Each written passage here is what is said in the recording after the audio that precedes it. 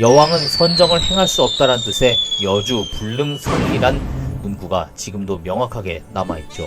셋째로 선덕여왕이 다음 보위를 역시 여성인 승만공주에게 주려고 하자 더 이상의 여성 군주는 안 된다며 여기에 반발해 여주 불능설리를 외치고 나왔다는 겁니다. 아무튼 선덕여왕은 비담의 난이란 거대한 불길 속에 여러 의문을 남긴 채 15년의 재위를 끝으로 눈을 감고 진평왕 때는 물론 선덕여왕 시절에도 정치의 전면에 나서지 않았던 존재감이 없다고밖에 말할 수 없던 이 승만공주가 다음 보위를 잇게 됩니다.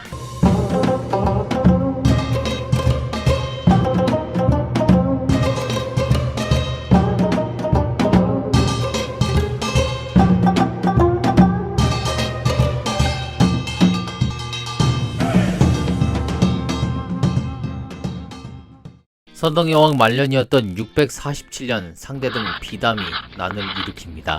여자는 선정을 베풀 수 없다라 외치며 일으킨 이 반란은 조정신료와 귀족 절반이 참여했을 정도로 거셌고 전투는 열흘이 넘도록 이어졌습니다. 처음엔 왕실의 군대가 반란군의 규모에 미치지 못하는 열세였지만 김유신과 알천의 활약으로 반란은 진압되고 비담을 비롯한 관련자 대부분이 처형됐죠. 안타깝게도 병중에 있던 선덕여왕은 반란이 한창일 때 숨을 거두었고 왕실에 남아있던 유일한 성골 선덕여왕의 사촌 여동생 승만공주가 왕위에 오르게 됩니다.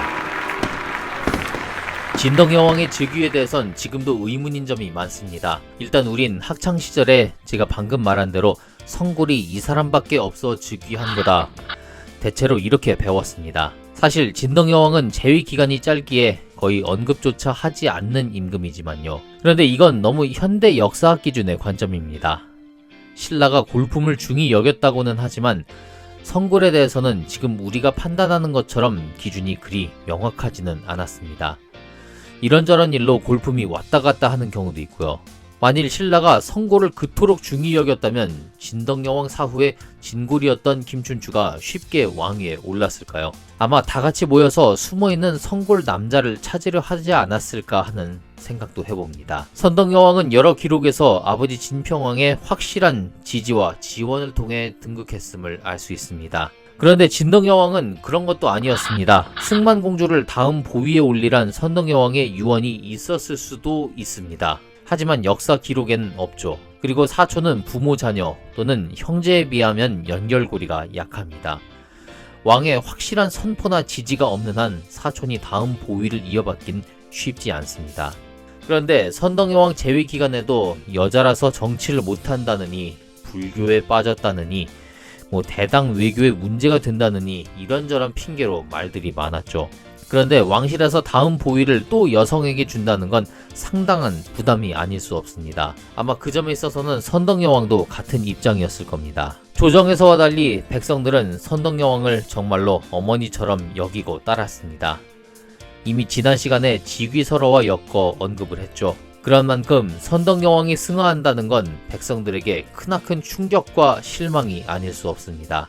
게다가 비담의 난으로 전국이 매우 혼란스러운 가운데 반란을 진압한 김유신과 김춘추는 백성의 마음을 진정시키기 위해 기존 선덕여왕을 대신할 존재를 필요로 했을 겁니다. 사실 모든 실권을 장악한 만큼 선덕여왕과 가장 가까운 관계인 김춘추가 당장 즉위한다 해도 조정에서 이의를 제기할 수 있는 사람은 아무도 없었습니다. 이미 비담 이런 반대파는 모두 처형됐으니까요. 하지만 백성의 마음을 잡긴 쉽지 않습니다. 그래서 선덕여왕과 비슷한 이미지를 가질 수 있는 또 성골이기도 했던 승만공주를 추대했다라는 관점이 오늘날 대두되고 있습니다. 왕위에 올리는 데 있어서 여성이긴 해도 또 유일한 성골이다라는 그런 명분을 내세울 수 있었겠죠. 실제로 진덕여왕 재위기간 국정은 이 김춘추와 김유신 손에 의해 움직였고요.